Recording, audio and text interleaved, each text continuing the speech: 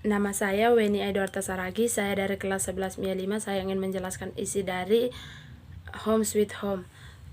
Kita tahu bahwa rumah adalah suatu tempat yang nyaman bagi keluarga, tetapi ini semua berkat dari Tuhan. Ini semua bukanlah hanya pekerjaan seorang ibu, maupun menjadi tanggung jawab tapi menjadi tanggung jawab semua laki-laki maupun perempuan. Saat ini telah terjadi perubahan sosial yang pesat. Perempuan dan ibu yang memiliki peran ganda, yaitu mengatur anggota keluarga maupun domestik, mencari nafkah di luar rumah atau di ruang publik. Kalau perempuan sudah melakukan terobosasi publik, maka laki-laki juga dan para suami juga harus melakukan tugas-tugas domestik. Dengan demikian, agar melakukan keseimbangan, tidak ada yang mempunyai beban ganda dan tidak ada lagi pekerjaan yang diberi peribel pekerjaan laki-laki dan pekerjaan perempuan. Kita semua perlu berubah karena pekerjaan sosial yang berubah dan budaya masing-masing orang dapat menciptakan suatu rumah menjadi nyaman dan menyenangkan. Rumah merupakan berkeseimbangan. Dalam rumah kebersatuan keluarga sangat penting. Banyak remaja sedang mengalami beban di mana orang tua tidak saling mengasihi. Banyaknya timbul kekerasan dalam keluarga sehingga akhirnya menimbulkan perceraian. Oleh karena itu, pendidikan iman banyak kedudukannya yang penting. Banyak di suatu keluarga mereka sudah meninggalkan Kristus dan tidak ada lagi cinta kasih sayang di dalam keluarga tersebut. Tuhan memberikan mandat kepada orang tua agar mendidik anaknya dan memberikan kebahagiaan anaknya melalui memuji dan memuliakan nama Tuhan. Tetapi kadang orang tua sibuk untuk memenuhi kehidupan keluarga dan mengabaikan kebutuhan mental dan iman anak, dan akibatnya anak sering keluar rumah untuk menghindari permasalahan keluarga, padahal rumah merupakan tempat untuk bertumbuh untuk anak, baik secara fisik, mental, spiritual. Oleh sebab itu, keluarga ada baiknya menyadari betapa pentingnya penanaman iman di dalam sebuah keluarga, dan karya sendiri mungkin kepada anak untuk proses pendidikan maupun sosialisasi terhadap manusia bertumbuh berkat suasana Kristiani yang di dalam filosofi kehidupan keluarga ada dua kebaikan, yaitu kebaikan harian beribadah bersama keluarga baik malam hari maupun pagi hari. Yang kedua, membuat acara-acara singkat dan sederhana di dalam sebuah keluarga tersebut. Dan anak pun akan bertumbuh menjadi orang yang bertanggung jawab kepada seluruhnya. Orang tua memberi tekanan terhadap anak agar tetap beribadah, agar tetap melakukan perintah orang tuanya. Misalnya, adil menyatakan pengorbanannya diseminasi penyalahgunaan dan tidak merendahkan manusia bagi kita semua bagi semua anggota keluarga.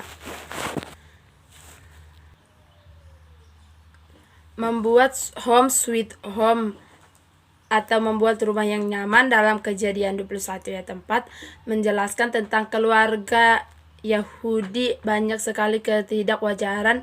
Awal cerita, Yakub ingin menikahkan, tetapi ada waktu pernikahan Rahel tidak diberikan menjadi istri Yakub. Yakub marah dan berjanji untuk memberikan Rahel apabila bekerja selama 7 tahun. Dan singkat cerita, pada era Perjanjian Lama, Yakub memiliki 2 istri dan pernikahan itu mulai timbul masalah sebab ia memiliki anak sedangkan Rahel tidak memiliki anak. Lalu Rahel dan Lea memberikan masing-masing mendapatkan anak 2, namun pada akhirnya Hera mendapatkan anak dari rahimnya sendiri. Keluarga seperti ini tidak dapat ditiru karena inilah menjadi realita hidup.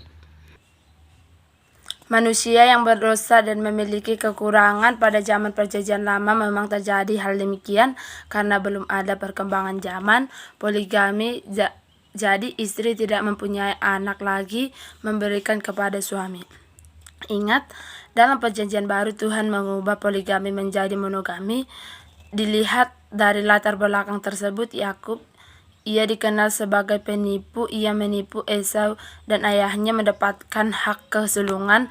Dari nats tersebut kita sadar bahwa banyak penipuan. Hal ini dapat menimbulkan suasana yang buruk di dalam sebuah keluarga dan berakibat keluarga tidak ada kebahagiaan, cinta, dan kasih sayang tersebut. Kedua, kisah Timotius dalam 2 Timotius 1:6. Di sini Timotius adalah seorang anak muda yang baik yang menyebarkan Injil Kristen karena merupakan didikan dari ibu dan neneknya. Paulus rasul yang besar terkenal, ia disebut orang satu hati dan sepikiran, serta tidak mencari kepentingannya sendiri, namun mencari kepentingannya di dalam nama Tuhan. Timotius berasal dari kata Yunani, yakni Timotheus, menghargai Allah ataupun takut akan Tuhan. Timotius adalah putra orang Yahudi yang bernama Nike yang bersuami orang Yunani. Timotius didikan secara Kristiani oleh ibu dan neneknya. Pengaruh yang dialaminya adalah pengaruh ajaran nama Louis dan Enrique muncul satu kali di dalam Alkitab. Mereka meninggalkan pesan-kesan kehidupan Rasul Paulus. Perkenalan mereka dicatat di dalam Rasul Paulus 16 ayat 1-3. Timotius yang dipercayai banyak orang. Timotius tumbuh di dalam anak rohani Paulus yang memiliki kehidupan Kristiani yang bertanggung jawab, memiliki cinta kasih di dalam keluarga. Timotius kehidupan keluarga mereka merupakan yang harus diteladani orang Kristen yang agar orang Kristen tidak akan terjerumus ke dalam dosa. Selamat siang, terima kasih Bu.